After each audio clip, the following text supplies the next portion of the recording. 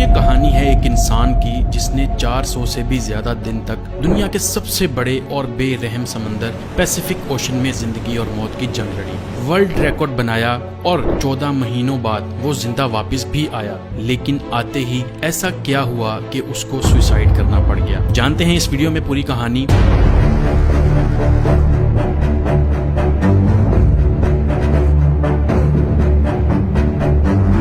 Pacific ocean का नाम सुनते ही लोगों को पसीने आ जाते हैं। देखें, पूरी दुनिया में 71% पानी है जो डिवाइडेड है 4 ओशंस में, जिनके नाम हैं Atlantic, Pacific, Indian and Arctic. सबसे बड़ा ओशन पैसिफिक है। ये इतना बड़ा है कि जमीन का खुश्क हिस्सा जो 165 मिलियन स्क्वायर किलोमीटर बनता है, ये अकेला ओशन 148 मिलियन स्क्वायर किलोमीटर को निगल सकता है। इस ओशन पर कुछ ही आइलैंड्स हैं जो बहुत ही छोटे हैं और कुछ तो ऐसे आइलैंड्स हैं जिन पर आज तक कोई इंसान जा भी नहीं सका। अब अगर गलती से भी कोई इंसान पैसिफिक ओशन में गुम हो जाए तो उसको ढूंढना तकरीबन नामुमकिन है। पैसिफिक ओशन में 14 महीनों तक जिंदा रहने वाले इंसान का नाम था होजे सल्वाडोर अल्वारेंगा। इस इंसान के पास 7 फुट की छोटी सी बोट थी जिस पर सीधा लेटा भी नहीं जा सकता था सही से, और ये बंदा 1 साल से भी ज्यादा इस बोट पर जिंदा भी रहा, समंदर की बेरहमी का भी मुकाबला किया और वर्ल्ड रिकॉर्ड भी बनाया जो आज तक कोई और इंसान तोड़ भी नहीं सका। होजे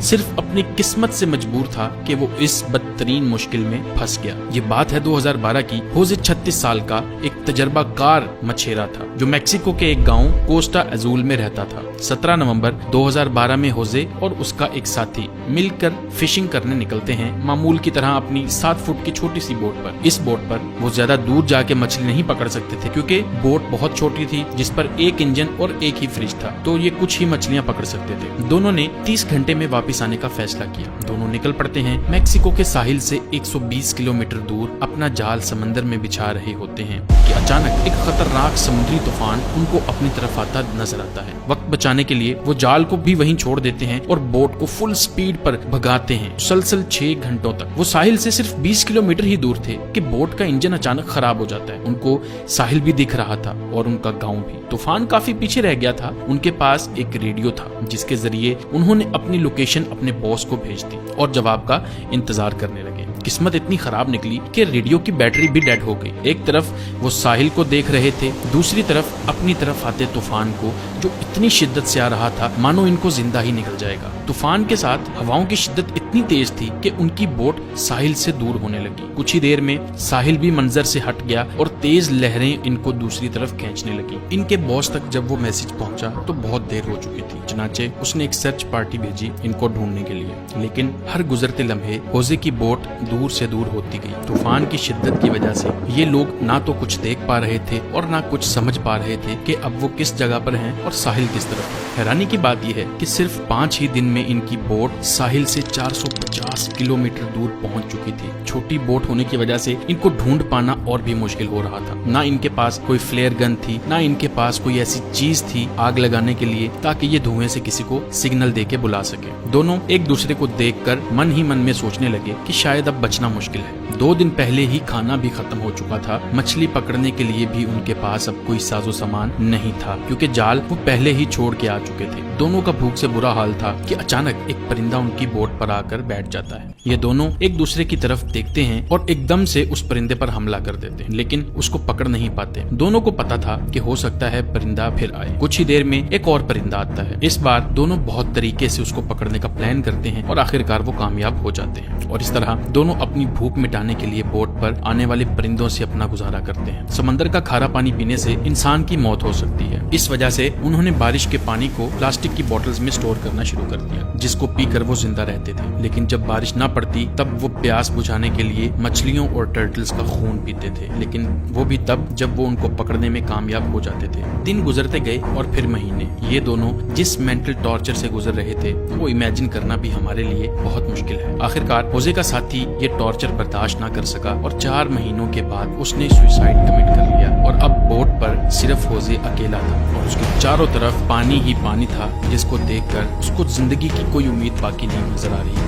लेकिन अपने हालात से तंग आकर वो जैसे तैसे जिंदगी गुजारने लगा। मैप्स में देखा जाए तो एक अंदाजे के मुताबिक होजे पैसिफिक ओशन के इस हिस्से में मौजूद था जिसको दुनिया का खामोश तरीन हिस्सा माना जाता है क्योंकि यहाँ से सिर्फ कार्गो शिप्स ही गुजरती हैं।